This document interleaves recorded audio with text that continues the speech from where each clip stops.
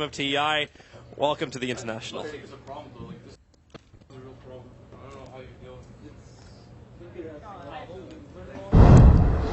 All right, game one. As our casters were saying, probably the most convincing game we've seen so far in TI5. Of course, we just started, but still.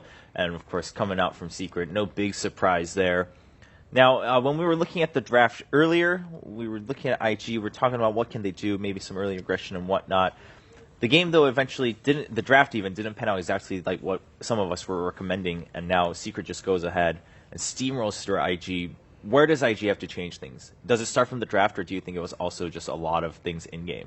I think the draft was good, honestly. I think they just flat out got outplayed. And a couple of things to highlight. I guess the ancient stack being stolen is a really big deal. It's an effective. I don't know how many stacks there were. If it was I think it was 3. So 3. So that's like a gold swing of you lose 1,000 and they gain 1,000. So this is 2,000 net worth swing, right there, right. Which of course has a huge impact on the game. Maybe Gyro doesn't get a key item. Maybe that's what brings TA ahead in the game, right? And when you look at like the actual engagements and the timing, I think the way Secret utilized Undying as like a sponge for everything worked super well. Like they kept surprising IG, I think, with how much heal potential they actually had between Soul Rip and Dazzle, and of course the good timing on the Graves. And S4 is always in Queen of Pain. Amazing Sonic Waves the whole game, right? But that's to be expected when you give them co-op. So. Okay, now, something that we pointed out right before we went into the game was, okay, well, so they don't have any stuns. Like, they don't really have any way to guarantee lockdowns on the side of Secret. Winter, do you think that the reason that worked out was simply because, like you mentioned, I mean, if any team is going to do that, it's Secret and they're confident enough? Or do you think that's still something that Secret should consider going into future drafts? I don't think stuns are necessary if you have the right lineup and right execution. Because, like, most of the kills, they killed them so fast. Like, TA just jumps in, melts, and you don't have time to TP or do anything. So you don't really need the stun in those type of situations. So I feel the lack of stuns obviously doesn't really matter too much in that game. All right. Well, let's take a look at some replays as we talk more about the game. Of course, just to highlight some of the moments. I mean, a makes lot of it very difficult for anyone else from IG to focused. chase down. And in fact, he doesn't even kill the Tombstone. He has to move over to help out against. And as you talked about Undying acting as a sponge up front, Rupture already blown on the Queen of Pain in the back line. And, I mean, it seems like IG, they just simply didn't have enough damage. And I think a lot of that was due to the early pipe pickup by Team Secret. And you'll very rarely see teams pick up pipe, but I think that Puppy and the rest of Team Secret actually pick it up far more often than most teams. And it's a really good item. Like, it shouldn't be gotten as often as Mech, but they should be at least like comparable. And against Zeus is really good. Against Zeus is very good, and it's I think super underrated. It's also nice against Gyro. The call down is a lot of AoE magic damage, and even if you like, the nice thing is there's no really like you could argue that against some lineups utilizing pipe is difficult because you need to time it, you need to predict when the damage is coming. You need to precast it in comparison to mech that you post cast. So it's a reactionary item, whereas pipe is like use it primitively.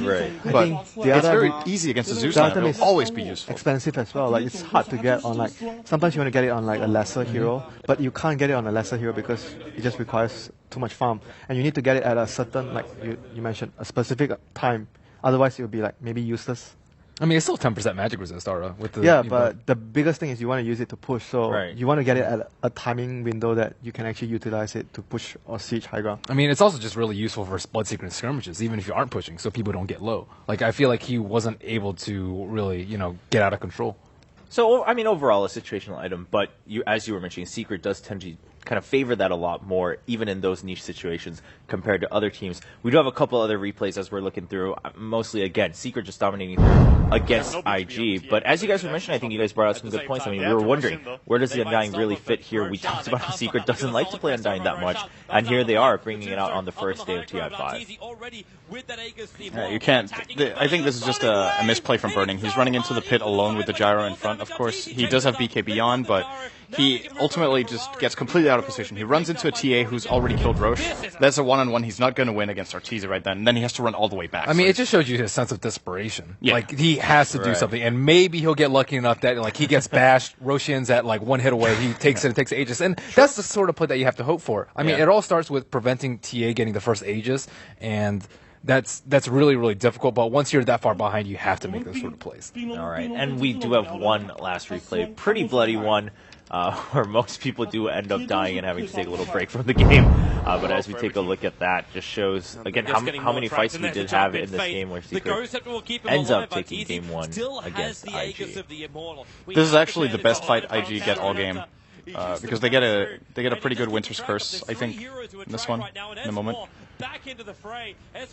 It isolates one target, they get S4 out. They actually, it's the call down that's really good, the Zeus ult. So they managed to finally clean up some kills. This is what their lineup wants to do. They want to get them low so that Bloodseeker can start hitting really hard. You see how he's laying into S4. But then this response just absolutely the way they're lined up. Yeah. This was actually, if that Sideblade hit doesn't like splash all the way back, they actually get a decent trade. But Arteezy ends up cleaning up instead. And that's just, in the heat of the moment, it's difficult to position yourself against an Aegis. You're not really paying attention to it. Very true. I mean, especially because, like you said, it was the best fight they've had so far. They were very focused on the initial part of the fight, and then, unfortunately, didn't take into account the Aegis, and then, of course, TA coming back up, Arteezy cleaning up. Only last man alive, last man standing. I think was pretty happy about that. Overall, the concept of not having enough stuns is a little overrated. I think that, their lineup had a lot of positives. You mentioned, like, they can kite people constantly with the tombstone and the traps. Like, they have great chasing potential with the track, and they just have a ton of damage output. Like, who needs stuns when you just kill people in like half a second? It doesn't really matter. So I think, yes, having disables is important. Sometimes maybe you need to lock down an Ember or a Puck or a Queen of Pain,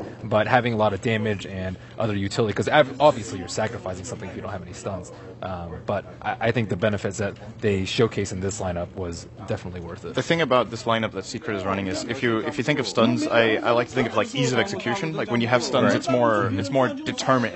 It's more defined how you're going to play, right? It's like this stun selects a target. This is the guy we go on. This is how we play it. But because Secret are so good at playing this style, they don't actually need it. But I would say you take the lineup Secret has, like, and you put it on lesser teams, they would have a really hard time making this lineup work and come together. Yeah, that's why I mentioned it's harder to execute if you don't have stuns and you don't have direct lockdowns. But it doesn't mean that it won't work. It's just harder. Right. Yeah, it's not a necessity. It's just generally, if you have the choice, most people would choose to take a stun in that last spot. But Secret, proving that they don't necessarily need it. We do have some updates from the other matches. We were watching a couple of them outside. LGD is up 1-0 against Complexity. And then between Navi and C9, the game isn't over, but Navi seems to be ahead. But we know that can go either way when C9's in the game. So we'll have to wait and see until the game ends, and then we'll find out when we get a secure you only update. needed to get like 2.5 hours into TI before you made that comment. Very impressive. I caught right on to that one. Hey, after watching the first match, I was like, all right, I see what's going on. I got you, C9. All right, well, game 2 coming up here between Secret and IGA. We were just looking at the players, obviously going through just a couple last-minute reviews. And something we discuss every time, I mean, how much do drafts need to change? So far, I mean, someone was calculating on day 0, so yesterday for the wildcard play-ins, we had, 50 heroes that were picked and banned, and 44 of them were played at least once, so picked at least once. So already a pretty big diversity, so generally that means that we have been seeing changes overall. It seems like most people are taking that advice to heart, where you don't want to run the same lineup twice, whether you're winning or losing, especially in a best of 2, right? Because it's not like we're up 1-0 and then we have another shot. It's like you want to secure that 2-0. You want to make sure you bring out something new. On the side of IG, you guys already said that draft-wise, we're looking at Sean being pretty aggressive about something you wanted to point out in game 1. But if the draft wasn't the problem and in-game was an issue, do you still think that they should try something new just to give a change of pace for the team, for IG, I mean, I think it's more Secret's flexibility that's overcoming IG rather than something that IG is doing. I mean, IG is just playing their, sort of standard game Ferrari, trying to do heavy damage, burning, on a hero like he normally plays. And I don't know, it just doesn't seem like anything unusual, right? Whereas Secret, you never know what they're going to pick. We saw them run Keeper to Light and the Queen of Pain, and they always have some different elements. I haven't seen TA on Arteezy in a pretty long time. And it's just always unexpected. And even during a draft, we're like, oh, they never pick Undying third pick. And then they roll with it. And it's just you never really know what's coming from Secret. And I think that's why they're one of the most formidable teams. All right. I mean, Winter, any thoughts on IG, whether something they can look for a draft, something that you might even advise if you were there? I think mainly it's the support. So I feel as much as you talk about Ferrari and the other cores, but I think the primary issue is whether you give Chuan and Faith supports that can roam and kill. Wyvern is in my opinion, very defensive at times, and you can't really be very confident in initiating fights. Sometimes you want to wait before you drop your ultimate instead of using your ultimate as a first move spell or trying to make a gang happen. So I would much rather see something like what I mentioned before, a Mirana or even a Conquer, more aggressive play. Yeah, that's something you guys kept bringing up. We didn't see that in game 1. while we wait, we do have this beautiful scoreboard behind us for the group standings so far. It's quite lovely, but we only have a couple matches to show. But at the very least, I mean, Complexity actually up there with 3 points. They did get that 2-0 against MVP Phoenix. So starting off on strong footing, but they are up against LGD right now. Doesn't sound like it's going too well, but we'll find out in Game 2. Of course, Group B, all zeros yet. We haven't gotten to the Group B matches. We'll get to that in the later half of the day. But right now, I mean, still anything can happen. But we were talking about this earlier, right? With this kind of point system, not only does every match obviously matter more and more, but if we have more ties, then suddenly the 2-0s become like double in value. Because if every other team has tied, your 2-0 is just way more valuable because no one else has had those 3 points. And you're 2 points up ahead of everyone else. If you have multiple draws, immediately game is hard. Yeah, well, that's true. So yeah, that does say a lot about where the teams are. All right, so right now we are waiting for Secret and IG to decide, who's going to take those points. Secret up 1-0. Do we expect Secret to be able to take it just 2-0, given what we saw in that last game? I just think they're generally paired very well versus IG. Just because I think IG relies on like superior teamwork, not necessarily like superior drafting or overall strategy. I think they try and outplay other teams, and Secret is really good at outplaying other teams. And I think when they get caught off guard, like Fnatic strong lanes, for example, or get outdrafted, which I don't think IG outdrafts very often, like by let's say EG, I think that's when they're most vulnerable. And IG, I just don't think that Secret views them as a big threat. Okay, what about you, Sindri? Once again, I think they have to play early aggression way more than they do. I think the double roaming is a solution. I like the Mirana suggestion by Winter. Do you like Chen plus Shadow Demon? Shadow Demon. Something along the lines. Chen has kind of fallen off because of the nerf. Something that can bring aggression, for the first few minutes. Enchantress. Yeah, Enchantress. I would still like to see the Kunkka. I also think it's a hero that actually could work very well against Secret because they like playing. They like taking these fights where S4 generally puts them ahead. With like something like a Queen of Pain, you burst and then you follow through, and the Ghost Ship, of course, can buy you that time and get a little bit of mitigation so that you can actually have a chance at fighting back. I think it's an underappreciated support hero, but it kind of is a niche pick. But if a team is pulling it out, it's probably going to be IG, who have played it a couple of times. So I would love to see that, but maybe they're saving that for later. And Winter, I mean, I assume just given you guys have kind of been on the same board the whole time about early aggression. I mean, as long as it's something that helps to secure kills early and get control of the lanes and the general momentum of the game from the start, that's something that IG should look to go for, I feel. All right, so let's assume that, Secret goes in 2-0s this game, maybe even the next one that they play.